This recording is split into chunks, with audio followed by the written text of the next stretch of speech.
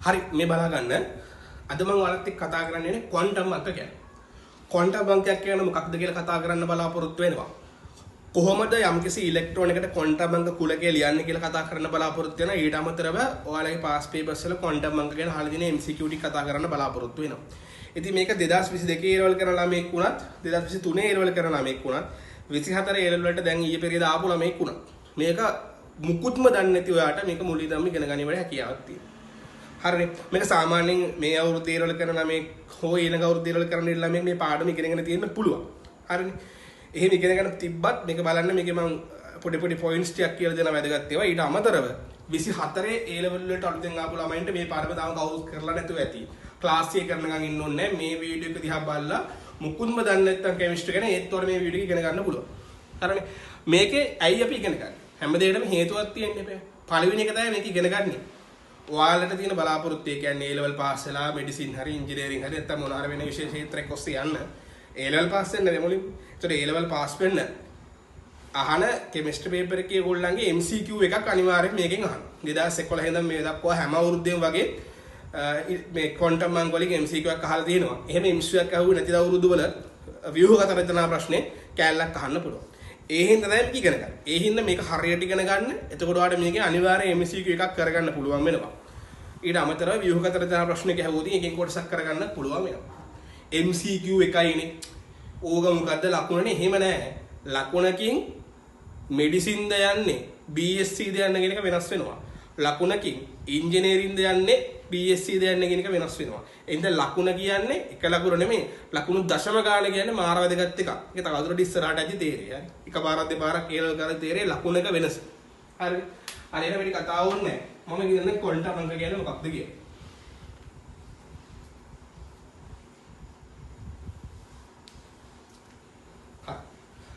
අපි දන්නවා පරමාණුවක් ඇතුලේ තියෙන්නේ මොනවද? පරමාණුක න්‍යෂ්ටි ASCII ප්‍රෝටෝන තියෙනවා. උදාසීන පරමාණුවක් නම් ප්‍රෝටෝන සංඛ්‍යාවට සමාන ඉලෙක්ට්‍රෝන සංඛ්‍යාවක් ශක්ති මට්ටම් වල තියෙනවා. අපි දන්නවා න්‍යෂ්ටියේ තමයි පරමාණුවක් ගත්තාම ඒකේ න්‍යෂ්ටිය කියලා එකක් තියෙනවා මැද. එන්නේ න්‍යෂ්ටියේ තමයි ප්‍රෝටෝන ටික තියෙන්නේ. වටේ තියෙන ශක්ති මට්ටම් වල තමයි ඉලෙක්ට්‍රෝන ටික තියෙන්නේ. පළවෙනි ශක්ති මට්ටමේ තියෙන්න පුළුවන් උපරිම ඉලෙක්ට්‍රෝන සංඛ්‍යාව 2යි. දෙවෙනි ශක්ති මට්ටමේ තියෙන්න පුළුවන් උපරිම ඉලෙක්ට්‍රෝන සංඛ්‍යාව 8යි. තුන්වෙනි ශක්ති මට්ටමේ තියෙන්න පුළුවන් උපරිම ඉලෙක්ට්‍රෝන සංඛ්‍යාව 18යි. හතරවෙනි ශක්ති මට්ටමේ තියෙන්න පුළුවන් උපරිම ඉලෙක්ට්‍රෝන සංඛ්‍යාව 32යි. හරි කොහොම තමයි යන්නේ. එතකොට මම මේක මොකොන්ම දන්නේ නැති ළමයෙක්ට තේරුම් ගන්න මම මෙහෙම කියන්නම්. මේ තියෙන්නේ පරමාණුක න්‍යෂ්ටිය කියන්නේ. හරි. මෙන්න මේ න්‍යෂ්ටියේ තමයි ධන ආරෝපිත ප්‍රෝටෝන තියෙන්නේ. ධන ආරෝපිත ප්‍රෝටෝන්ස් තියෙන්නේ මෙන්න මේ න්‍යෂ්ටිය. ඔය න්‍යෂ්ටිය වටේ තියෙනවා මෙන්න මෙහෙම ශක්ති මට්ටම් කියලා જાතියක්. පළවෙනි ශක්ති මට්ටමට කියන්නේ එක, මේක දෙවෙනි ශක්ති මට්ටම, මේක තුන්වෙනි ශක්ති මට්ටම. ඔයගේ තව තියෙනවා හතර ශක්ති මට්ටම, 5, 6 ඔහොම n වල ශක්ති මට්ටම දක්වා ශක්ති මට්ටම් සංඛ්‍යාවක් තියෙනවා. හැම ශක්ති මට්ටමේම ඉලෙක්ට්‍රෝන පෙරෙන්නේ නැහැ. හරිනේ. අපි හිතමුකෝ මේ වගේ මොකක් හරි පරමාණුවක්. අපි ගමුකෝ මැග්නීසියම් පරමාණුවක් ගත්තම මැග්නීසියම් වල පරමාණු ක්‍රමාංකය 12යිනේ. ඒ කියන්නේ උදාසීන මැග්නීසියම් පරමාණුක තියෙන ඉලෙක්ට්‍රෝන සංඛ්‍යාව උදාසීන මැග්නීසියම් පරමාණු සංඛ්‍යාවක තියෙන ප්‍රෝටෝන සංඛ්‍යාව 12. ඒ කියන්නේ මැග්නීසියම් වල පරමාණු ක්‍රමාංකය 12යි කියන්නේ. ඒකේ ප්‍රෝටෝන 12ක් තියෙනවා. ප්‍රෝටෝන 12 කොහෙද තියෙන්නේ? න්‍යෂ්ටිය ASCII. මෙන්න මෙතන තමයි තියෙන්නේ. මේක මැග්නීසියම් පරමාණුවක් නම් මැග්නීසියම් වල ඇතුලේ තියෙනවා න්‍යෂ්ටිය කියලා එකක්. ඒක තමයි මැග්නීසියම් පරමාණුව කියන්නේ මේ මුළු එකම. හරි. මේක තමයි මුළු එකම තමයි මැග්නීසියම් පරමාණුව කියලා කියන්නේ. එතකොට න්‍යෂ්ටිය කියන්නේ ඇතුලේ තියෙන මේ වගේ බෝලේ. න්‍යෂ්ටිය ඇතුලේ තමයි ප්‍රෝටෝන 12 තියෙන්නේ. අපි දන්නවා උදාසීන පරමාණුවක් නම් ඒකේ තියෙන ප්‍රෝටෝන සංඛ්‍යාවට සමාන ඉලෙක්ට්‍රෝන සංඛ්‍යාවක් ශක්ති මට්ටම් වල තියෙනවා. මැග්නීසියම් වල පරමාණු ක්‍රමාංකය 12යි කියන්නේ ඒකේ න්‍යෂ්ටියේ ප්‍රෝටෝන 12ක් තියෙනවා. මැග්නීසියම් කියන්නේ උදාසීන පරමාණුවක් හින්දා. හරිනේ. ඉලෙක්ට්‍රෝනත් 12ක් තියෙන්න ඕනේ. ඒ ඉලෙක්ට්‍රෝන කොහොමද දෙන්නේ? මම කිව්වා පළවෙනි ශක්ති මට්ටමේ ඉලෙක්ට්‍රෝන දෙකක් තියෙන්න පුළුවන් උපරිම වශයෙන්. මේකේ තියෙන්න පුළුවන් දෙවෙනි එකේ 8ක් ඉලෙක්ට්‍රෝන මෙහෙම ජෝඩු වශයෙන් තියෙන විදිහට මතක තියාගන්න. මම මේ දාන තැන් වල ඉලෙක්ට්‍රෝන දාන්න ඕනේ නැහැ. හරිද? මේ ඉලෙක්ට්‍රෝන දෙක මේ පිටකින් දාන්න පුළුවන්. මේ ඉලෙක්ට්‍රෝන දෙක තා පල්ලෙහෙන් දෙන්න හැකියි. මවුලන්නේ ඒක සාමාන්‍ය පෙළ විද්‍යාව. ඉලෙක්ට්‍රෝන පාර්ට් මේ ලකුණු කරලා දින මම මේ කතර ලකුණ. හරිද? ඔයාලට ඕන තිත් ලකුණු දාන්න පුළුවන් ප්‍රශ්නයක් නැහැ. එතකොට මැග්නීසියම් වල පරමාණු ක්‍රමාංකය 12 නම් ප්‍රෝටෝන 12 තියෙනවා මෙන්න මේක ASCII. ඒකට සමාන ඉලෙක්ට්‍රෝන 12ක් තියෙනවා වටේ. එකක් මෙතන දැන් දෙකක් තියෙනවා මේ වටේ 8ක් තියෙනවා 2යි 4යි 6යි 8යි. ඒ 8යි මේ 2යි 10යි තව දෙකක් ඉතුරුයි ඒ දෙක එළියෙන් තියෙනවා.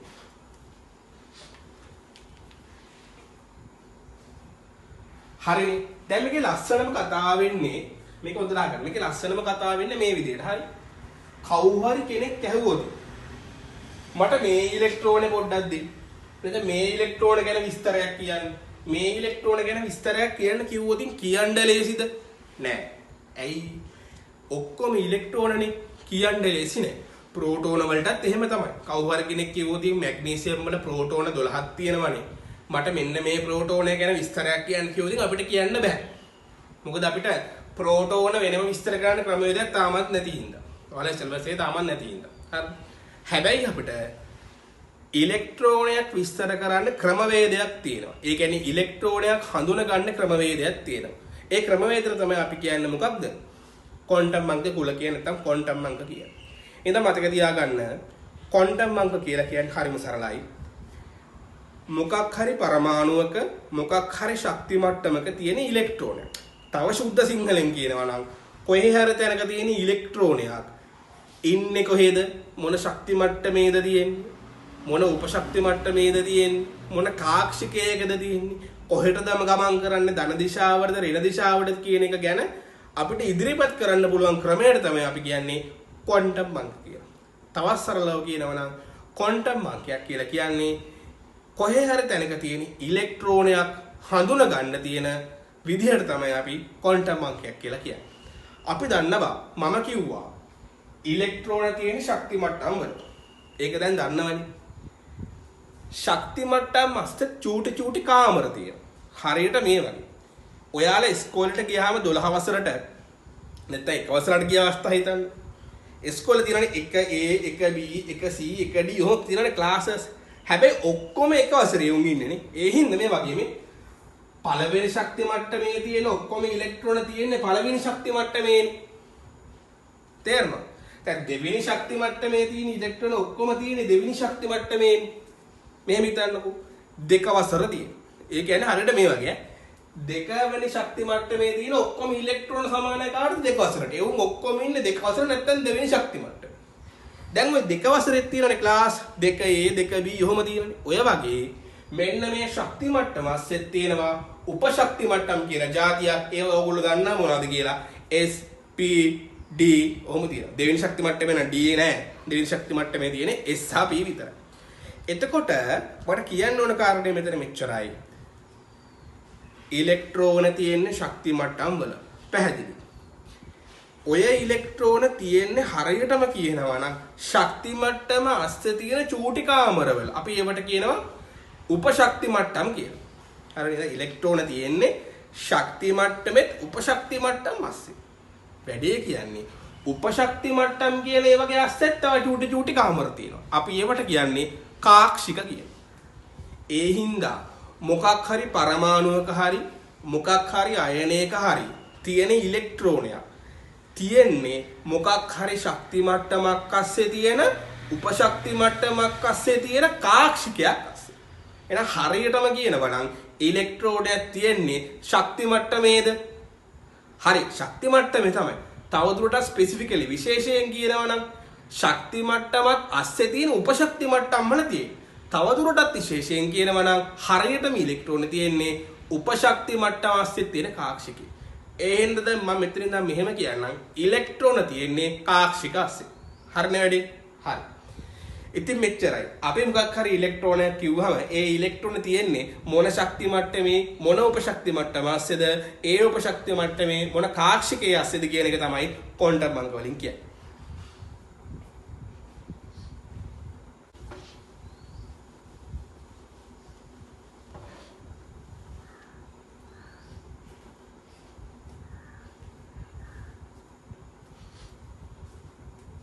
හරි.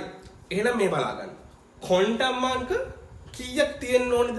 මම කිව්වනේ ක්වොන්ටම් අංකකින් කියන්නේ මොකක් හරි පරමාණුක හරි ආයනයක හරි නැත්නම් මොකක් හරි සංයෝගයක් අස්සේ තියෙන ඉලෙක්ට්‍රෝන එක එයා ඉන්නේ මොන ශක්ති මට්ටමේ මොන උපශක්ති මට්ටමේ මොන කාක්ෂිකයේද කියන එක තමයි කියන්නේ. එතකොට අපිට ක්වොන්ටම් අංක එහෙනම් කීයක් ඕනද? මෙයා ඉන්නේ ශක්ති මට්ටම මොකේද කියන ක්වොන්ටම් අංකයක් ඕනේ. හරිද? එකයි. හරි. එයා ඉන්නේ මොන උපශක්ති මට්ටමේද කියන තව ක්වොන්ටම් අංකයක් ඕනේ. ඒක දෙකයි. හරි. එයා ඉන්නේ මොන උපශක්ති මට්ටමේ මොන කාක්ෂිකයේද කියන්න තව ක්වොන්ටම් අංකයක් ඕනේ. එතකොට අපිට දැනට ඕල්රෙඩි ක්වොන්ටම් අංක කීයක් ඕනද? 3ක් ඕනේ. ලස්සනම කතාව.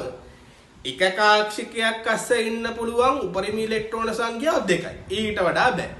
හරි. ජෝඩුවක් වගේ එක කාක්ෂිකයක් අස්සේ මොන ශක්ති මට්ටමේ තිබ්බත් ඒකාක් කියන්නේ. මෙහෙම මොන ශක්ති මට්ටමේ වුණත් මොන උපශක්ති මට්ටමේ වුණත් මොන කාක්ෂිකයේ වුණත් එක කාක්ෂිකයක ඉන්න පුළුවන් මොන ශක්ති මට්ටමේ වුණත් මොන උපශක්ති මට්ටමේ වුණත් මොන කාක්ෂිකයක වුණත් ඉන්න පුළුවන් කාක්ෂිකයක් අස්සේ ඉන්න පුළුවන් ඉලෙක්ට්‍රෝන දෙකකට විතරයි. අනිත් කතාව ඒ ඉලෙක්ට්‍රෝන දෙකට කාක්ෂිකයේ අස්සේ එකම දිශාවට යන්නත් බෑ. උදාහරණ දැන් මම මේ ඉන්නේ ශක්ති මට්ටමක් අස්සේ තියෙන උපශක්ති මට්ටමක් අස්සේ තියෙන කාක්ෂිකේ. මේ කාක්ෂිකයක මම විතරක් ඉන්න පුළුවන්. එක ඉලෙක්ට්‍රෝනයක් ඉන්න පුළුවන්. එහෙම බැරි කමන්නේ. හරි. උපරිම වශයෙන් ඉන්න පුළුවන් ඉලෙක්ට්‍රෝන දෙක. දැන් හිතන්නකෝ මෙතන තව ඉලෙක්ට්‍රෝනයක් තියෙනවා කියලා මාත් එක්ක. ඒතර මම මෙහෙම ඉස්සරහා දිශාවට නම් මේ ඉලෙක්ට්‍රෝනේ ගමන් කරන්නේ. මෙහා පැත්තේ තිබ්බ ඉලෙක්ට්‍රෝනේ කොහෙටද? පස්සට ගමන් කරන්න ඕනේ. ඉතින් මතක තියාගන්න. කාක්ෂිකයක අස්සේ තියෙන්න පුළුවන් උපරිම ඉලෙක්ට්‍රෝන දෙකයි. ඒ ඉලෙක්ට්‍රෝන දෙකෙන් එකක් එක දිශාවකට ගමන් කරනවා. අනිත් එක අනිත් දිශාවට ගමන් කරන හින්දා අපිට දිශාව කියන්නත් ක්වොන්ටම් අංකයක් ඕනේ. ඒ හින්දා ක්වොන්ටම් අංක දැන් 3ක් නෙමෙයි 4ක් ඕනේ. 4ක් ඕනේ.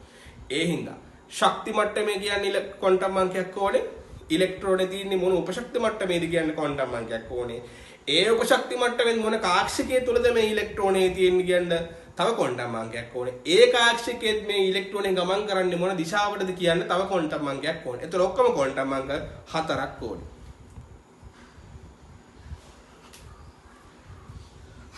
හරිම ලේසි. මම එහෙනම් මෙහෙම කියනවා. අපි දැන් දන්නවා ක්වොන්ටම් අංක 4ක් ඕනේ. ක්වොන්ටම් අංක 4ක් ඕනේ. පළවෙනි ක්වොන්ටම් අංකයේ නම තමයි ප්‍රධාන ක්වොන්ටම් අංකය. ප්‍රධාන ක්වොන්ටම් අංකය. හැමතැනම දැන් ලියන්න බෑනේ ප්‍රධාන ක්වොන්ටම් අංකය කියලා පේපර් එකේ. ඒ හින්දා මේකට නමක් දෙනවා. නැත්නම් සිම්බල් එකක් දෙනවා. නැත්නම් සංකේතයක් තියෙනවා. සංකේතයේ සිම්බල් එක. ප්‍රධාන ක්වොන්ටම් අංකයෙන් කියන්නේ මොකක් ගැනද දන්නවද? අදාළ ඉලෙක්ට්‍රෝනයේ ඉන්නේ මොන ශක්ති මට්ටමේද කියන්නේ.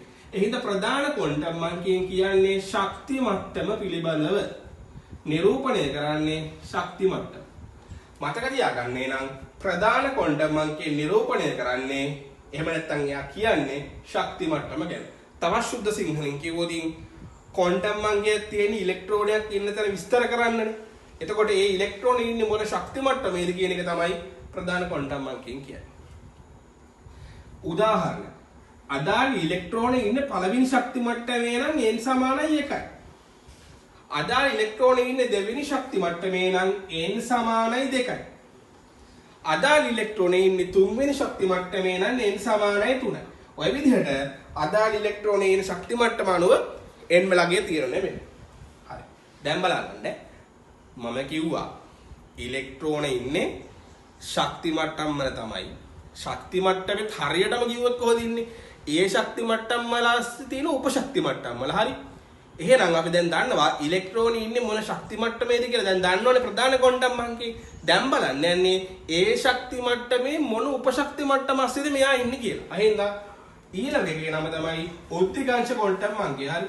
උද්දිකාංශ ක්වොන්ටම් අංකය. උද්දිකාංශ ක්වොන්ටම් අංකය. මේකේ නම තමයි සිම්පල් L. හරි. සංකේතය සිම්පල්. මේක කියන්නේ මොකක්ද? මෙන්න මේ ශක්ති මට්ටමේ තියෙන ඉලෙක්ට්‍රෝනේ ඉන්නේ ඒ ශක්ති මට්ටමේ මොකක් උතුලද? මොන උපශක්ති මට්ටමේද කියන එක. හරි. දැන් උද්දිකාංශ ක්වොන්ටම් අංකයේ සංකේතය සිම්පල් L. ඒකෙන් කියන්නේ අදාළ ඉලෙක්ට්‍රෝනේ ඉන්නේ මොන ශක්ති මට්ටමේ කියන්නේ මොන ශක්ති මට්ටම වැඩක් නැහැ. මොන උපශක්ති මට්ටමක තියෙන්නේ. අපි දන්නවා මොන උපශක්ති මට්ටම් තියෙන්නේ. S උපශක්ති මට්ටම් තියෙනවා, P උපශක්ති මට්ටම් තියෙනවා, D උපශක්ති මට්ටම් තියෙනවා නේ. ඒ හින්දා මොකක් හරි ඉලෙක්ට්‍රෝනයක් එන්නේ ශක්ති මට්ටම මේකෙන් එනවනේ. මේකෙන් ආපුවා ශක්ති මට්ටම කියන්නේ n සමානයි 3 නම් තුන්වෙනි ශක්ති මට්ටම. ඒ ඉලෙක්ට්‍රෝන ඉන්නේ ඒ ශක්ති මට්ටම ASCII මොන උපශක්ති මට්ටමේද කියලා තමයි මේකෙන් කියන්නේ. හරි. එතකොට අපි දන්නවා මොකක් හරි මේ ශක්ති මට්ටමක තියෙන්න බලා උපශක්ති මට්ටම මොනවාද? S තියෙන්න පුළුවන්, P තියෙන්න පුළුවන්, D තියෙන්න පුළුවන්, F තියෙන්න පුළුවන්. GH උත්කෝණම් තිබ්බේ. අදාළ ඉලෙක්ට්‍රෝනේ ඉන්නේ ශක්ති මට්ටම දැන් වැඩක් නැහැ. හරි. පළවෙනි ශක්ති මට්ටමේ හිටියත්, දෙවෙනි ශක්ති මට්ටමේ හිටියත්, තුන්වෙනි ශක්ති මට්ටමේ හිටියත්, හතරවෙනි ශක්ති මට්ටමේ හිටියත් අදාළ ඉලෙක්ට්‍රෝනේ ඉන්නේ S උපශක්ති මට්ටමක නම් ඒකේ උද්දීකංශ ක්වොන්ටම් අංකයට කියන්නේ බිඳුව කියන. එතන කොහේ හරි තැනක කිව්වොත් මේ ඉලෙක්ට්‍රෝනයක් තියෙන ඒකේ උද්දීකංශ ක්වොන්ටම් අංකය S සමානයි බිඳුව. නැත්නම් උද්දීකංශ ක්වොන්ටම් අංකය බිඳුව. නැත්නම් L සමානයි බිඳුව කිව්වම මේකේ තේරුම මොකද්ද? එයා ඉන්නේ S උපශක්ති මට්ටමක් පස්සේ. මොන ශක්ති මට්ටමේ තියෙන Sද කියලා දැනගන්න බෑ ඊළඟට. ඒකෝනේ මේක ඕනේ. n සමානයි 2 නම් දෙවෙනි ශක්ති මට්ටමේ තියෙන S උපශක්ති මට්ටම තමයි. ඒක 2 ඉස් ඉලෙක්ට්‍රෝනයක්. තේරුණාද? තුන්වන ශක්ති මට්ටමේ නම් ඉන්නේ එයාගේ S සමානයි බිඳුව නම් එයා තුන්වෙනි ශක්ති මට්ටමේ තියෙන S උපශක්ති මට්ටමක ඉන්නේ. ඒ කියන්නේ 3s ඉලෙක්ට්‍රෝනයක් ගැන අපි කතා කරන්නේ. තේරුණාද? හරි. තවදුරටත් පස්සේ බලමු S සමානයි බිඳුව. P සමානයි 1යි. D නම් 2යි, F නම් 3යි ඔබම යනවා. ඔය උද්දීකංශ ක්වොන්ටම් අංකය. හරි. දැන් ඊළඟ එක තමයි චුම්බක ක්වොන්ටම් අංකය. චුම්බක ක්වොන්ටම් අංකය. චුම්බක ක්වොන්ටම් අංකය කියන්නේ අදාළ මොන කාක්ෂිකයකද ඉන්නේ? හරි. මොන කාක්ෂිකයකද ඉන්නේ කියලා අපි දන්නවා. මේක දන්නේ නැත්නම් පොඩ්ඩක් මතක් කරන්නම්. පළවෙනි ශක්ති මට්ටමේ උපශක්ති මට්ටම් කියක් තියෙනවද ළමයි? එකයි තියෙන්නේ. හරි. හරි එකයි. S කියන උපශක්ති මට්ටම විතරයි තියෙන්නේ. S උපශක්ති මට්ටමේ ඕනම උපශක්ති මට්ටමේ කාක්ෂික දෙකයි. S උපශක්ති මට්ටම් එකක් තියෙන කාක්ෂික දෙක. ඉතින් පළවෙනි ශක්ති මට්ටමේ තියෙන්නේ S කියන උපශක්ති මට්ටම් එකයි. 1s. ඒකේ තියෙනවා කාක්ෂිකත් එකයි තියෙන්නේ. ඒතකොට ඉලෙක්ට්‍රෝන දෙකක් තියෙනවා. දෙවෙනි ශක්ති මට්ටම ගැන කතා කරොත් මේකේ තියෙන උපශක්ති මට්ටම් දෙකක්. ඒතර මතක තියාගන්න තියෙන්නේ මෙහෙම. ශක්ති මට්ටමේ අංකයට සමාන උපශක්ති මට්ටම් සංඛ්‍යාවක් තියෙනවා. තුන්වෙනි ශක්ති මට්ටමේ උපශක්ති මට්ටම් 3ක් තියෙනවා. හතරවෙනි ශක්ති මට්ටමේ උපශක්ති මට්ටම් 4ක් තියෙනවා. n වෙනි ශක්ති මට්ටමේ උපශක්ති මට්ටම් n තියෙනවා. එහෙම මතක තියාගන්න. ඒ හින්දා හත්වෙනි ශක්ති මට්ටමේ තියෙන උපශක්ති මට්ටම් සංඛ්‍යාව යවුදී එක කීයද? 7යි ඒක. හරි. එහෙනම් දෙවෙනි ශක්ති මට්ටමේ උපශක්ති මට්ටම් දෙකක් තියෙනවා. ඒ දෙක මොනවද? SVP. හරි. ඒක තමයි ලියන්නේ 2s 2b කියලා ලියන්නේ ඒක. තුන්වන ශක්ති මට්ටමේ කියන්නේ උපශක්ති මට්ටම් කීයක් තියෙනවද? මම කියවනේ ශක්ති මට්ටමට අදාළව ඒකේ අංකයට සමාන උපශක්ති මට්ටම් ගන්නක් තියෙනවා කියලා. එහෙනම් තුන්වෙනි ශක්ති මට්ටමට අදාළ උපශක්ති මට්ටම් 3ක් තියෙනවා. ඒ තුනේ නම තමයි SPD කියලා. හරි. S උපශක්ති මට්ටමක් ASCII තියෙන්නේ කාක්ෂික 1යි. P උපශක්ති මට්ටමක් ASCII කාක්ෂික 3ක් තියෙනවා. PX, PY, PZ කියලා. එක කාක්ෂිකයක කොහොමත් ඉලෙක්ට්‍රෝන දෙකයි. එතන PX එකේ දෙකයි, PY එකේ දෙකයි, PZ එකේ දෙක දක්වා හයක් ඕනනම් පිරෙන්න පුළුවන්. හැම වෙලේම හයම තියෙන්න ඕනේ නැහැ. තේරෙනවද? D උපශක්ති මට්ටමක තියෙනවා කාක්ෂික 5ක්. එක කාක්ෂික ඉලෙක්ට්‍රෝන දෙක ගානේ ඕනනම් D උපශක්ති මට්ටම් 5ට ඉලෙක්ට්‍රෝන 10ක් පිරෙන්න පුළුවන්. ඒ හින්දා තමයි ඔය ඉලෙක්ට්‍රෝන වින්‍යාසලේ 3යි D 10 වෙනකන් ලියන්නේ 11 12 ලියන්නේ නැහැ නේ. ඒ වගේ හරි. එතකොට F කියන එකේ S එකේ තියෙන උපශක්ති කාක්ෂික 1යි, P එකේ කාක්ෂික 3යි, D එකේ කාක්ෂික 5 නම් F එකේ තියෙන්න ඕනද? 7ක් තියෙන්න ඕන. ඒතර F කාක්ෂික 7ක් තියෙනවා. එක කාක්ෂික ඉලෙක්ට්‍රෝන දෙක ගානේ F කාක්ෂික 7ට ඉලෙක්ට්‍රෝන 14ක් පිරෙන්න පුළුවන්. ඉච්චර දුරට ඔයාලගේ ඉලෙක්ට්‍රෝන වින්‍යාසය අහන්නේ නැහැ නේ. හරියට මතක් කරන්න කිව්වා. දැන් මේ බලන්න. දැන් චුම්බක ක්වොන්ටම් අංකයට අපි කියනවා ML. මේකෙන් කියන්නේ කාක්ෂිකය ගැන.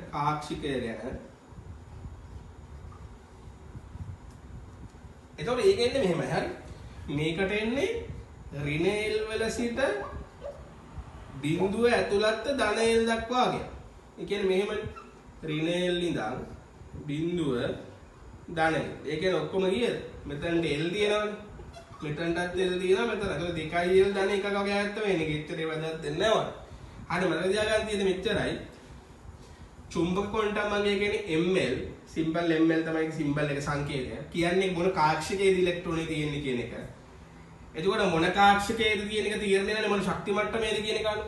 සෝරි මොන උපශක්ති මට්ටමේද කියන එක අනුව. ඒක මෙහෙම එන්නේ. දැන් මේ බලා ගන්නකො. S සමානයි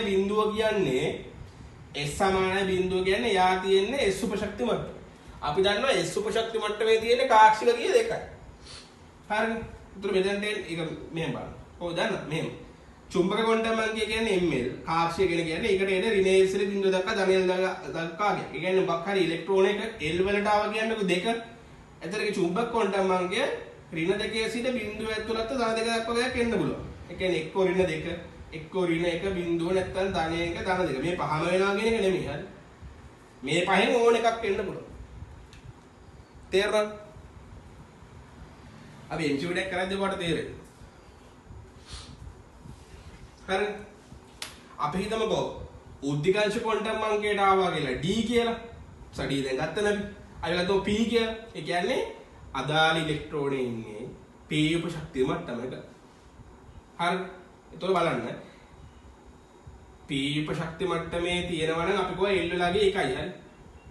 තේරෙනවද මේක සමාන කිරීම දානකොට මෙහෙම දැම්ම හොඳයි මං කියන්නේ. S උපශක්ති මට්ටමේ දින නම් L බිඳුවයි. P උපශක්ති මට්ටමේ දින නම් L එකයි. D උපශක්ති මට්ටමේ දින නම් L ලගේ 2යි. F එකේ දින L ලගේ 3යි. එතකොට P එකේ ඇදින ඉලෙක්ට්‍රෝනයක් ගැන නම් කතා කරන්නේ L ලගේ එකයිනේ. P උපශක්ති මට්ටමේ තියෙනවා නම් අපි කිව්වා උද්දීකංශ ක්වොන්ටම් අංගය කියන්නේ අදාළ ඉලෙක්ට්‍රෝනේ තියෙන මොන උපශක්ති මට්ටමේද කියන්නේ. P උපශක්ති මට්ටමේ නම් තියෙන්නේ L ලගේ 1 එකයි. එතකොට මේකට එන්න පුළුවන් මොකද්ද? ඍණ L සිට බිඳුව දක්වා ධන L දක්වා එන ඍණ 1 වෙන්න පුළුවන්, බිඳුව 1 වෙන්න පුළුවන්, ධන 1 වෙන්න පුළුවන්. තේරෙනවද? තුනම වෙන්න බෑ එකයි. ඒ කියන්නේ මේක තේරුම තේරෙනවනේ. මං කිව්වනේ. ඒක S වලට නම් L වලගේ බිඳුව විතරයි. හරි. මේ බලා ගන්න මෙතන ලස්සන දෙයක් එනවා. S උපශක්ති මට්ටමේ තියෙන කාක්ෂික එකයි. එතකොට මේකට එන්නේ එකගේ. බිඳුව විතරයි. මේකේ බිඳුව ඉඳන් මෙතන බිඳුවයි. ඍණ L සිට L වලගේමනේ. මම කිව්වා P කාක්ෂික තුනක් තියෙනවා. හරි. Px Py Pz කියලා. P වලගේ කියන්නේ L වලගේ එකයි කියන්නේ එයා ඉන්නේ P උපශක්ති මට්ටමේනේ. ඒකේ කාක්ෂික තුනක් තියෙනවා. මේ බලා ගන්න. එතකොට මේ තුනාව ඒකයි. ඍණ L සිට බිඳුව ඇතුළත ධන L දක්වා ගියා. તો ඍණ 1 බිඳුව ධන 1. ඒ කියන්නේ මේ කාක්ෂික තුනේ නම් තියෙන්නේ. හරි. Px හරි Py හරි Pz. මේ තුනේ එකක තමයි අදාළ ඉලෙක්ට්‍රෝන එන්නේ. ඒකට ඍණ 1 ලියන්නත් පුළුවන්, බිඳුව ලියන්නත් පුළුවන්, ධන 1 ලියන්නත් පුළුවන්. ඕනෑම ලියන්න. දැන් මේ බලන්න D කාක්ෂිකේ නම් ඉලෙක්ට්‍රෝන ඉන්නේ. හරි. D වලගේ දෙකයිනේ. එතකොට L වලට නේ ඍණ 2, ඍණ 1, බිඳුව, ධන 1 හොතන දෙක. මේ වගේ කියන්නේ මොකද මේ කාක්ෂික පහ තියෙන්නේ මේ. මම කිව්වා D උපශක්ති මට්ටමේ කාක්ෂික පහක් තියෙනවනේ. මේ තියෙන කාක්ෂික වල නම් 1, 2, 3, 4, 5 කාක්ෂික පහ විතරයි. තේරුණානේ? එහෙනම් මතක තියාගන්න තියෙන දේ මෙච්චරයි.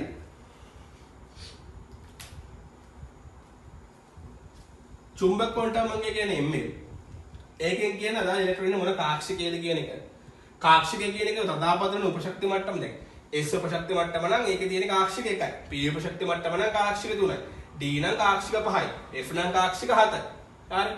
ඒක කාක්ෂික 4 තමයි මේ අකුරු හම්බෙන්නේ. මේ බලන්න S උපශක්ති මට්ටමක නම් ඉන්නේ S කාක්ෂිකයනේ. ඒතර S ලගේ S උපශක්ති මට්ටමේ තියෙන ඉලෙක්ට්‍රෝන එක උද්දීකංශ ක්වොන්ටම් අංගය එහෙම නැත්නම් L සමානයි බිඳුවට. තොර කාක්ෂිකයට මෙතනට එන්නේ බිඳුව තමයි. ඍණ L සිට බිඳුව දක්වා ධන L. ඒතර L බිඳුව නම් කොහොමද බිඳුවයි. හරි. ඒතොර ආන්දර S උපශක්ති මට්ටමේ තියෙන කාක්ෂික එක. ඒ වෙන එක නමක් ආවේ එක අංකයක් ආවේ. P කියලා කතා කරමු. P කාක්ෂික තුනක් තියෙනවා. හරි. එතකොට එහෙනම් චුම්බක ක්වොන්ටම් අංගයට අකුරු තුනක් ඉන්න ඕනේ. හරි. ඒ කාක්ෂිකයක් නේ කියන්නේ චුම්බක ක්වොන්ටම් අංගය. එතකොට කාක්ෂික තුනක් තියෙනවා නම් අදාළ ඉලෙක්ට්‍රෝන වලට ඒ කාක්ෂික තුනකින් ඕන එකක ඉන්න පුළුවන්. ඒක අපිට හඳුනා ගන්න මොන කාක්ෂිකයේද තියෙන කියන එක හඳුනා ගන්න ක්වොන්ටම් අංග චුම්බක ක්වොන්ටම් අංග තුනක් ඕන. ඒක තේරෙනවද? එතකොට බලන්න P කාක්ෂිකයේ ඉන්න ඉලෙක්ට්‍රෝන එක චුම්බක ක්වොන්ටම් අංගය ඒ කියන්නේ L සමාන 1යි. ඒතකොට එහෙනම් මෙතන P උපශක්ති මට්ටමේ තියෙන ඉලෙක්ට්‍රෝන එක උද්දීකංශ ක්වොන්ටම් අංගය L සමාන 1යි. ඒකට චුම්බක ක්වොන්ටම් අංගය ඍණ L සිට බිඳුව ඇතුළත ධන L දක්වා කියන ඍණ 1 බිඳුව ධන 1. එතකොට මේ එක කාක්ෂික එක නමක් මේක කාක්ෂික නමක් මේක කාක්ෂික නමක්. එතකොට කාක්ෂික තුන ඇවිල්ලා. අපි දන්නවා P උපශක්ති මට්ටමේ කාක්ෂික තුනයි. ඒ කාක්ෂික තුනට නම් තුන ඇවිල්ලා තියෙනවා. ඔගේ ඕනෑක් වල යන්න පුළුවන්. ඔගේ ඔබිසිව් කරත් දෙරේ යන්න. හරි ඊළඟ හරි ලේසි අනිත් එක භ්‍රමණ ක්වොන්ටම් අංකය. හතරවෙනි එක භ්‍රමණ ක්වොන්ටම් අංකය. නැත්නම් මේකට තව කියනවා බැමුම් ක්වොන්ටම් අංකය කියලා කියනවා. මේක m s කියලා බලයන් මේක නම් කිසි දෙයක් නැහැ. එක්ක ධන භාගය එක්ක ඍණ භාගය විතරයි කියන්නේ. මම මේක ධන හෝ ඍණ භාගය කියලා ලියන්නේ. මේකේ මහ ලොකු දෙයක් නෑ. ධන හෝ ඍණ භාගය. හරි. එහෙනම් දන්නවා ක්වොන්ටම් අංක කීයද? 4ක් තියෙනවා. ක්වොන්ටම් අංක 4 තමයි ප්‍රධාන ක්වොන්ටම් අංකය. ඒකේ සංකේතය සිම්පල් n. ඒකෙන් කියන්නේ අදාළ ඉලෙක්ට්‍රෝන ඉන්නේ මොන ශක්ති මට්ටමේද කියන එක. පළවෙනි ශක්ති මට්ටමේ ඉන්න ඉලෙක්ට්‍රෝනයක නම් n සමාන 1යි. දෙවෙනි ශක්ති මට්ටමේ නම් ඉලෙක්ට්‍රෝනයේ තියෙන n සමාන 1යි. තුන්වෙනි ශක්ති මට්ටමේ ඉලෙක්ට්‍රෝන තියෙන n සමාන 3යි. උද්දීකාංශ ක්වොන්ටම් අංකය කියන එකෙන් කියන්නේ උපශක්ති මට්ටම ගැන. ඒකේ සංකේතය සිම්පල් n. මේකෙන් කියන්නේ අදාළ ඉලෙක්ට්‍රෝනයේ ඉන්නේ මොන උපශක්ති මට්ටමකද කියලා. S උපශක්ති මට්ටමක ඉන්න ඉලෙක්ට්‍රෝනයක් නම් ඒකේ චුම්බක උද්දීකාංශ ක්වොන්ටම් අංකය 0යි. P උපශක්ති මට්ටමේ නම් ඉලෙක්ට්‍රෝනයේ ඉන්නේ ඒකේ උද්දීකාංශ ක්වොන්ටම් අංකය 1යි. D උපශක්ති මට්ටමේ නම් අදාළ ඉලෙක්ට්‍රෝනයේ ඉන්නේ ඒකේ උද්දීකාංශ ක්වොන්ටම් අංකය 2යි. F උපශක්ති මට්ටමේ නම් ඉන්නේ අදාළ ඉලෙක්ට්‍රෝනයේ ඒකේ උද්දීකාංශ ක්වොන්ටම් අංකය 3යි. චුම්බක ක්වොන්ටම් අංකය කියන්නේ කාක්ෂිකය ගැන. ඒකේ සංකේතය ml. ඉතින් කාක්ෂිකය කියන එක රදාපවතින මොන උපශක්ති මට්ටමේද තියෙන කියන එක මත. S උපශක්ති මට්ටමේ තියෙන S කාක්ෂිකය 1යි. P එකේ කාක්ෂික 3ක් දෙනවා P කාක්ෂික. D එකේ D කාක්ෂික 5ක් දෙනවා. F එකේ F කාක්ෂික 7ක් තියෙනවා. එතකොට මේ චුම්බක ක්වොන්ටම් අංකය නැත්තම් ml කියන එකට එන්නේ ඍණ L සිට බිඳුව ඇතුළත ධන L දක්වා ගියා. දැන් ඍණ L කියන්නේ මොකද? L කියන්නේ උද්දීකාංශ ක්වොන්ටම් අංකයනේ. ඒතකොට ඒකට එන එක. මොකක් හරි ඉලෙක්ට්‍රෝන එක L වලට આવදින් 1 කියලා. ඒකේ ml ළඟට එන්න බලන්න මොකද්ද? ඍණ L සිට බිඳුව දක්වා ධන L නේ. L ළඟ 1 આવදින් ඍණ 1 සිට බිඳුව දක්වා ධන 1. ඒ කියන්නේ ඍණ 1 බිඳුව ධන 1 එන්න පුළුවන්. මොකක් හරි ඉලෙක්ට්‍රෝනයක් තියෙන්නේ D උපශක්ති මට්ටම ගන්න එකේ L සමානයි 2යි. එන්නේ ඒ ඉලෙක්ට්‍රෝනේ ml එකට ඍණ 2 ඍණ 1 බිඳුව ධන 1 ධන 2 එන්න පුළුවන්. ඔය පයින් ඕන එකක් ලිව්වේ උත්තරය තියෙනවා. භ්‍රමණ ක්වොන්ටම් අංකේ ධන භාගය හැරි ඍණ භාගය හැරි. තේරෙනවනේ? එතකොට ක්වොන්ටම් අංක 4යි. n l ml ms. ඔය හතරම ලස්සනට ලිව්වහම තමයි අපි කියන්නේ මොකක් කියලාද? ක්වොන්ටම් අංක කුලකය කියලා. හරිද? එහෙනම් මොකක් හරි ඉලෙක්ට්‍රෝනයක් හඳුනගන්න. මොකක් හරි ඉලෙක්ට්‍රෝනයක් හරියටම හඳුනගන්න ක්වොන්ටම් අංකයක් ඇද්ද නැත්නම් ක්වොන්ටම් අංක කුලකය මොනේ? මොකක් හරි ශක්ති මට්ටමක තියෙන ඉලෙක්ට්‍රෝනයක් හරියටම හඳුනගන්න. එයා ඉන්නේ මොන උපශක්ති මට්ටමේද? ඒකක්ෂ තියෙන මොන කාක්ෂිකයේද? කොහෙටද ගමන් කරන්න කියන එක හරියටම හඳුනගන්න. එක ක්වොන්ටම් අංකයක් ඇද්ද? ඒ කියන්නේ n නැද්ද නැත්නම් l නැද්ද නැත්නම් ml නැද්ද ms නැද්ද නැත්නම් හතර මොනද? හතර මොන. හරියටම හඳුන ගන්න හතර මොන. දැන් n සමානයි 2යි l සමානයි 1යි කියුවොදී මොකක්ද ඒකේ තේරුම? දෙවෙනි ශක්ති මට්ටමේ ඉන්න l සමාන 1 කියන්නේ මොකද? 1 වෙන්නේ කවුද? p නේ. p උපශක්ති මට්ටමේ තමයි ඉන්නේ. p උපශක්ති මට්ටමේ ඉලෙක්ට්‍රෝන කීයක් තියෙනවද? 6ක් තියෙන්න පුළුවන්. p කාක්ෂික 3ක් තියෙනවනේ. ඒත් අපි හරියට කියන්න බෑ. ඒ හින්දා මොකක් හරි ඉලෙක්ට්‍රෝනයක් හරියටම නිර්ණය කරන්න. මොකක් හරි ඉලෙක්ට්‍රෝනයක් හරියටම කියන්න අපිට මොනවාද? කීයක් ඕනද? 3ක් ඕනේ. හරි. සෝරි. මොකක් හරි ඉලෙක්ට්‍රෝනයක් හරියටම හඳුන ගන්න. ඒ හරියටම ස්පෙસિෆිකලි කියන්නේ විශේෂයෙන්ම කියන්න මෙයා මෙහෙම යා ඉන්නේ මේ ශක්ති මට්ටමේ මේ උපශක්ති මට්ටමේ මේ කාක්ෂිකයේ මේ දිශාවට යන්න කියලා කියන්න එක ක්වොන්ටම් අංකයක් මදි. ක්වොන්ටම් අංක 4ම ඕනේ. ඔය 4ටම තමයි අපි කියන්නේ ක්වොන්ටම් අංක කුලකය කියලා. හරි. මේ බලන්න. කවුරු හරි අපිට මෙහෙම කියනවා. හරි. අපි ගමු සෝඩියම්. සෝඩියම් වල අවසාන ඉලෙක්ට්‍රෝනයේ ක්වොන්ටම් අංක කුලකය ලියා දක්වන්න කියලා කියයි කවුරු. හරි. සෝඩියම් පරමාණුවක අවසාන ඉලෙක්ට්‍රෝනයේ ක්වොන්ටම් අංකයේ කුලකය ලියා දක්වන්න කියලා කවුරු හරි කියයි. කොහොමද ගන්නේ? සෝඩියම් වල ඉලෙක්ට්‍රෝන වින්‍යාසය ලියා ගන්නවා මුලින්ම. හරිද? 1s2යි 2s2යි 2p6යි 3s1යි 6යි 8යි 10යි 11යි. දැන් ඉලෙක්ට්‍රෝන වින්‍යාසය ලියන්නට මම කියලා දෙන්නේ නැහැ. හරිද? ඒවයි Taman දැනගන්න ඕනේ. දැන් 2022 මේ හරියනේ මේ අවුරුද්දේ ඊළඟ කරන්න ඉන්න ළමෙක් හෝ ඊළඟ අවුරුද්දේ දැන් 13 වසරේ ඉන්න ළමෙක් හරිද? 12 වසරේ ඉන්න ළමෙක් හරි දැනගන්න ඕනේ ඉලෙක්ට්‍රෝන වින්‍යාසය උන්ට ගන්නලා දින්නේ. 2024 ළමෙක් තාම ක්ලාස් ගිහලා කියලා නැත්නම් ඒක පොඩ්ඩක් එක්ස්කියුස් එකක් දෙන්න පුළුවන්. ඒගොල්ලෝ මේ ලෙවල් වලට ආපු අලුත් හින්දා. මේ දැන් මම මෙතන ඉලෙක්ට්‍රෝන වින්‍යාස උගන්වන්න බෑ දන්නද කියනට මම එහෙනම් ඉලෙක්ට්‍රෝන වින්‍යාසය ලිව්වා. ඒක ඔයාලා කොහෙන් හරි ගන්න නැත්නම් මම හරි පස්සේ උගන්වන්න. හරි. සෝඩියම් වල අවසාන ඉලෙක්ට්‍රෝනය කියන්නේ මෙයාට 3s එකට. හරි. මෙයාගේ ක්වොන්ටම් අංක ගොඩ කියලා ලියන්න කියලා කියන්නේ. මේ බලන්න. n l ml ms. හොඳට බලන්න. n කියන්නේ මොකක්ද? මෙන්න මේ ඉලෙක්ට්‍රෝනය තියෙන්නේ මොන ශක්ති මට්ටමේද කියන්නේ. ඉතින් මේ ඉලෙක්ට්‍රෝනේ නම මොකද? 3s එකනේ. ඒ කියන්නේ එයාට තියෙන 3 වෙනි ශක්ති මට්ටමේ. හින්දා n සමානයි 3. 3s එක කියන තැනම තියෙනවා මෙයා ඉන්නේ s කියන උපශක්ති මට්ටමේ කියලා. අපි කිව්වා l වලට එන අගයක්. s උපශක්ති මට්ටමේ නම් l සමානයි 0යි, p උපශක්ති මට්ටමේ නම් l සමානයි 1යි, d උපශක්ති මට්ටමේ නම් l සමානයි 2යි. මෙයා ඉන්නේ s උපශක්ති මට්ටමේ නම් l සමානයි කියන බිඳුව. L බිඳුව වෙච්ච ගමන් m වලට මං කියවනේ එන්නේ කොහොමද කියලා. ඍණ L සිට බිඳුව දක්වා ධන L ඍණ L සිට බිඳුව ඇතුළත ධන L දක්වා ගියත් L සමානයි බිඳුව නම් ඍණ L උත් බිඳුව. ඒ කියන්නේ බිඳුව වල ධන බිඳුව වල දාන්න නැහැ බිඳුව. මේක වඩන්නේ නැහැ ධන භාගය හැරි ඍණ භාගය දෙකම දාන්න බෑ එකක් දාන්න. මෙතන ධන භාගය දැම්මත් අවුලක් නැහැ ඍණ භාගය දැම්මත් අවුලක් නැහැ මොන එක. තේරෙනවද මොකද වෙන්නේ? දැන් කවුරු මෙහෙම කිව්වොත් සෝඩියම් වල අවසාන ඉලෙක්ට්‍රෝනේ නෙමෙයි. සෝඩියම් වල පළවෙනි ඉලෙක්ට්‍රෝනේ විස්තර කරන්න. පළවෙනි ඉලෙක්ට්‍රෝනේ කියන්නේ මෙතන ඉලෙක්ට්‍රෝන දෙකක් තියෙනවා. මේකෙන් මොකක් හරි එකක්. එක S දෙක කියන්නේ මොකද්ද? පළවෙනි ශක්ති මට්ටමේ S කියන උප ශක්ති මට්ටමේ ඇතුළේ තියෙන කාර්සික ඉලෙක්ට්‍රෝන දෙකම තියෙනවා. ඒක එක S දෙකයි කියලා දාලා තියෙනවා. ඉලෙක්ට්‍රෝන දෙකක් තියෙනවා. ඉතින් මේක විස්තර කරාම කොහොමද වෙන්නේ? දැන් මම N ml සෝන එහෙම ලියන්න ඕනේ නැහැ. මට මෙහෙම ලියුවේ. N සමානයි කියන්නේ පළවෙනි ශක්ති මට්ටමේ නේද? ඒකයි. S කියන්නේ උපශක්ති මට්ටමේ ඉන්නේ. ඒ S උපශක්ති මට්ටම L සමානයි බිඳුව. ඒතර ml කොහොමද බිඳුව? අයි L ml බිඳුව L බිඳුව නෑ ml බිඳුව. මොකද ඍණ L සිට බිඳුව ඇතුළත ධන L දක්වා යන්නේ. ඍණ L කියන්නේ ඍණ බිඳුව ඒතර බිඳුව තමයි. ms වලියදී ඒක එච්චර ධන භාගය ඍණ භාගය. දැන් මම ඍණ භාගය ලියන්න. ඍණ භාගය. ඒතර දැන් එක ඉලෙක්ට්‍රෝනයක් තමයි ඍණ භාගය. ඒතර අනිත් ඉලෙක්ට්‍රෝනෙට ලියුවොත් ඒකේ මේ ඔක්කොම සමානයි ms එක ධන භාගයෙන්. ඉතින් අපිට ප්‍රශ්නයක් නැහැ ms එක හරියටම මොකේද ඍණ භාගය වෙන්නේ මොකේද ධන භාගය වෙන්නේ ඒක ඔයාලට පොරි වෙන්න දෙයක් නැහැ. කැමති ගල් ලියලා. දැන් සෝඩියම් වතන්දර ඉවරයි.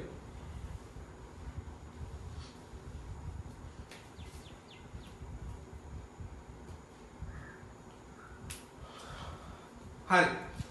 දැන් මම මේ පාස් පේපර්ස් වල ක්වොන්ටම් අංක ටික මේ ඊළඟ වීඩියෝෙන් කතා කරන්නම්. දැන් මේ වීඩියෝ එක තව පොඩි කෑල්ලක් කරලා මම නවත්තනවා. මේක තියරි එක ඉස්සෙල්ලා බලන්න ඉන්න නැත්නම් ඔක්කොම එකට කරාම ඔයාලා බලන්න. හරිනේ.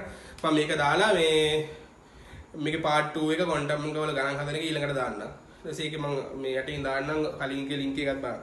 දැන් මේක බලන්න ඕන අවසාන එක. හරි. අද වීඩියෝ ගොඩක් දිග වෙනවා. ඒ වුණත් ඔයාලා කම්මැලි වෙනවා. ඒ හින්දා හදන්න. ඒ හින්දා ඉස්සෙල්ලාම තියරි එක ඉගෙනගෙන ඒකේ නෝට් එකක් ගහගන්න. ඒකේ නෝට් එකක් ගහගෙන මේ පාස් පේපර්ස් ක්වොන්ටම් අංක ටික කරන් try කරන්න. තාම බැරි වෙයි කරන්න. හරිද? කියන්නේ ළමයින්ගේ knowledge එක එකේ මට්ටම් වලනේ තියෙන්නේ. දැන් මම ඔය ක්වොන්ටම් අංක පාස් පේපර්ස් ටික කරාම තමයි ඔක තවදුරටත් උනාට උදේට පුළුවන් වෙන්නේ. මේක දැක්කම තමන්ගේ තියරි එක ඔලුවට අවිල්ලා තියෙන්නේ. තියරි එක ඉගෙන ගත්ත කියලා ගණන් හදන්නත් බෑ. MCQ හරියන්නේත් නැහැ. හැබැයි තියරි එක නැතුව කොහොමවත් හදන්න බෑ. හරි. මේක තේරුම් ගන්න. හරි. මොකක් හරි පාඩමකට අදාළව ඔයා තියරි එක හොඳටම දන්නවනම් ඔයාට ගණන් හදන්නත් පුළුවන් බැරි වෙන්නත් පුළුවන්. තියරි එක ඉගෙන ගන්නවා කියන එක මොලේ එක කොටසකින් ක්‍රියාත්මක වෙන දෙයක්. ගණන් හැදීමේ හැකියාව කියන එක තව කොටසකින් ක්‍රියාත්මක වෙන දෙයක්. එහෙනම් තියරි එක හොඳට දන්නවා කියන එකෙන් අදහස් වෙන්නේ නැහැ. ඔයාට ගණන් හදන්න අනිවාර්යෙන් පුළුවන් කියලා. පුළුවන් වෙන්න පුළුවන්. හරි. ඕගනික් තියරි හොඳටම දන්න ළමයෙක්ට ඕගනික් පරිවර්තන හදන්නත් පුළුවන් බැරි වෙන්නත් පුළුවන්. හැබැයි තියරි දන්නේ නැත්නම් ඌට කොහොමද බෑ. ඒක දැන් තියරිය දන්නේ නැත්නම් කොච්චර වැඩක් වුණත් හදන්න බෑ. හරි. ඒ හින්දා හැම දෙයකම අනිවාර්ය දේ මොන විෂය කරත් ඔය තියරි එක සිද්ධාන්තය දාන් ඉන්න ඕනේ. හරි. තියරි එක දැනගත්තොතින් ඔයාට අදාළ ගාණක් හදන්න පුළුවන්. ඒ ගාණ බැරි වෙන්න පුළුවන්. බැරි වුණා කියලා අවුලක් කරන්න එපා. ඔයාට ඒ ගාණ විතරයි බැරි. වෙන ගාණක් හදන්න පුළුවන්. හරිනේ. එහෙම නැත්නම් ඔයාලට ගණන් හදලා පුළුවන් වුණාන් පස්සේ ඔයාලට තියරි එක තියෙන හින්දා කාදරි දවසක් ගණන් හදන්න පුළුවන් ඉබහට යන්න. හැබැයි ඔයාලට තියරි එක නැත්නම් ඔයාලට කොහොමද මතක තියාගන්න. හැමදෙස්සම තියරි එක සුපිරියට ඉගෙන ගන්න. ඒක හොඳට උගන්වලා තියෙන්නේ. මේක මහලොක් කැලලා නෙමෙයි. හොඳට උගන්වලා තියෙන්නේ. හරිනේ. මේ වගේ වීඩියෝ මම ඉස්සරහට දාන ඉතින් channel එක subscribe ඉස්සෙල්ලාම channel එක like එකක් දාන්න. මේ වීඩියෝ like එකක් දාන්න. comment එකක් දාන්න අනිවාර්යයෙන් මොකක් හරි ඔයාලා දැනගත්ත දෙයක් හරි ඉගෙන ගත්තා නම් මොන හරි දෙයක් comment එකක් දාන්න. ඒක මටත් මොරාල් එකක් එනවා. මේ ඔයාලා එනවල කරන අවුරුද්ද පුළුවන් නම් comment එකක් දාන්න. මෙතන මට බලා ගන්න පුළුවන් කවුද වීඩියෝ බලන්න 22 කට්ටිය 23 කට්ටිය 34 කට්ටියද කියලා. එහෙම නම් මට මේ විදිහට අනුව ඔයගොල්ලන්ට ඉදිරිපත් ටිකක් කරන්න පුළුවන්. එහෙනම් නමයි ඉස්කෝලේ පුළුවන් නම් එළවලු කරන අවසරයි කමෙන්ට් එකක් දාන්න. හරි වීඩියෝ එක ගානට බලන්න ෂෙයා කරන්න. හරි. එහෙනම් මතක තියාගන්න ඕනම දෙයක තියරි ඕනේ. හරි. තියරි හොඳට උගන්ලා තියෙන්නේ. තියරි පුළුවන් වුණා කියලා ගණන් හදන්න පුළුවන් කියලා කෑල්ලක් නැහැ. පුළුවන් වෙන්නත් පුළුවන් බැරි වෙන්නත් පුළුවන්. එතකොට පුළුවන් කියලා එන්න හොඳයි ඔයා. බැරි වුණා කියලා අවුලක් කරගන්න එපා. මම ගණන් ටික හැදුවාම ඔයාගේ ඔළුවේ හැදෙනවා. එතකොට ඔයාලට ටික කාලයක් ගියම ගණන් ටික දාගන්න පුළුවන්. තියරි එක බෑ නම් අවුලක් කරගන්න. මං කරපු තියරි එක තේරුම් නැත්නම් වෙනසකින් ඉගෙන ගන්න. ඒතර කොහොම හරි තියරි ඉගෙන ගන්නයි ඕනේ. හරි තියරි එක මේ බෑ කියන්නේ කොහොමද බෑ. තියරි එක පුළුවන් කියන්නේ ගණන් හදන්න පුළුවන් වෙන්නත් පුළුවන් බැරි වෙන්නත් පුළුවන්. මේකට නෙමෙයි ඕන තරකට. ඒ තමයි ඒක ඉස්සෙල්ලාම ලස්සන තියරි එක කරේ. දැන් මම මේ තියරි එක කරලා ඔයාලා මේ තියරි එක ඉස්සෙල්ලා බලලා නෝට් එකක් ගහගන්න. මම ආයේ MCQ ටික කරලා මේ ඒකේ ඩිස්කෂන් වීඩියෝ එකක් දාන්න. දැන් මම තව එක උදාහරණයක් සාකච්ඡා කරන්න. හරි. හරි මේ බලා ගන්න. හරි. ඔයාට මෙහෙම දෙනවා එක්කලු. මෙහෙම දුන්නොත් NL ML MS.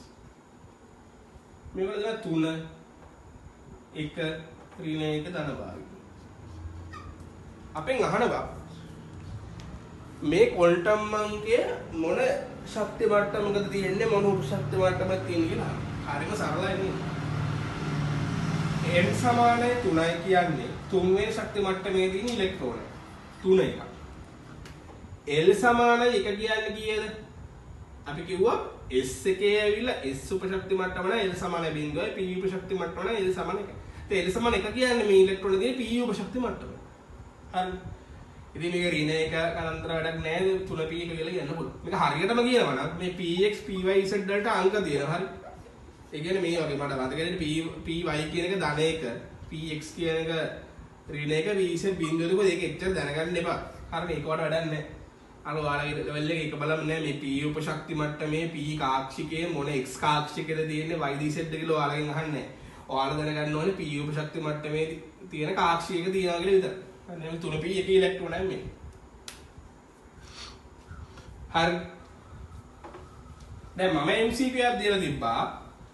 හරිනේ. ඒක මතක් කරගන්න. මම ඒක දැන් කතා කරලා මේ වීඩියෝ එකේ නවත්තනවා. ඒතර මේ පාඩමේ අහලා තියෙන පාස් පේපර්ස් ක්වොන්ටම් අංක ප්‍රශ්න ටිකයි මම හදපු මොඩල් ක්වොන්ටම් අංක ප්‍රශ්න ටිකකුයි මම ඒක දාලා ඔයගොල්ලන්ට ඒක වීඩියෝ එක කරලා ඒක සාකච්ඡා කරන්න. මගේ තා ප්‍රශ්නයක් දුන්නා මේ විදිහට. හරි මගේ අර මෙන්න මේ ගෲප් එකේ chemistry MCQ bank by Nisal කියලා මේ chemistry telegram එකේ MCQ group එකක් තියෙනවා. මේ MCQ group එකේ මම දාන ප්‍රශ්නයක්. ඒ ප්‍රශ්නේ තමයි ක්‍රොමියම් වල අවසානයේට කලින් තියෙන ඉලෙක්ට්‍රෝන. හරි. අවසානයේට කලින් ඇති ඉලෙක්ට්‍රෝනේ ක්වොන්ටම් අංක ටික ලියන්න කියලා. ක්වොන්ටම් එකේ කුලකේ ලියන්න කියලා තමයි දැම්මේ. හරි.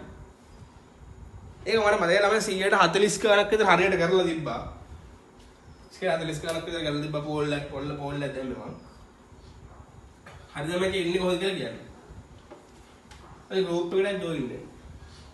එකක් ජොයින් වෙන්න යාළුවන්ව ටැග් කරන්න. මෙන්න මෙහෙම. ක්‍රොමියම් ගැන කතා කරාම යාගේ ඉලෙක්ට්‍රෝන වින්‍යාසය කොහොමද? මේක මට තියා ගන්න ඕනේ. ක්‍රොමියම් වල 25 නේ තියෙන්නේ. සෝරි. ක්‍රොමියම් වල 24 නේ තියෙන්නේ. ස්කැන්ඩියම් ටයිටේනියම් වැනේඩියම් ක්‍රොමියම් නේ වැනේඩියම් 23යි ක්‍රොමියම් 24යි.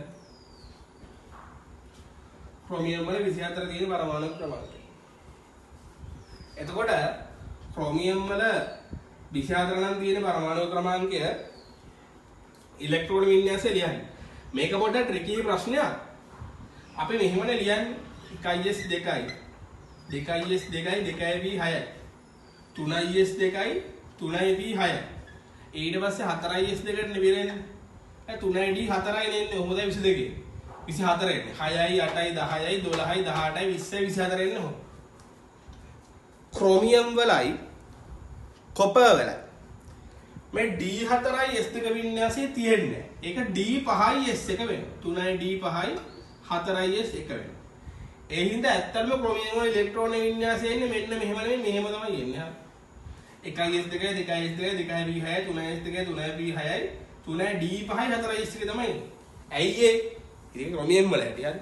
එන්න ඕනේ D4is 2 3යි D4යි 4is 2 එන්න ඕනේ. ඒවට එක වෙනස් වෙනවා 3යි D5යි 4is 1 කියලා. කොපාවලත් ඔය දේ වෙනවා. කොපාවල 29නේ. යාගේ දොර මෙතනට එන්නේ 3යි D10යි 4is 2 කියලා. ඒක sorry 3යි D9යි 4is 2 කියලා එන්නේ. ඒක වෙනස් වුනහම 3යි D10යි 4is 1 වෙනවා. හරිනේ. ක්‍රොමියම් වල පරමාණු ක්‍රමාංකය 24යි. ඒ කියන්නේ ක්‍රොමියම් උදාසීන පරමාණුවක් හින්දා. ක්‍රොමියම් උදාසීන පරමාණුවක් කියලා කොහොමද දැනගන්නේ? ධන ඍණායන හදලා නෑනේ. ධන ඍණ හයන ක්‍රොමියම් හදලා.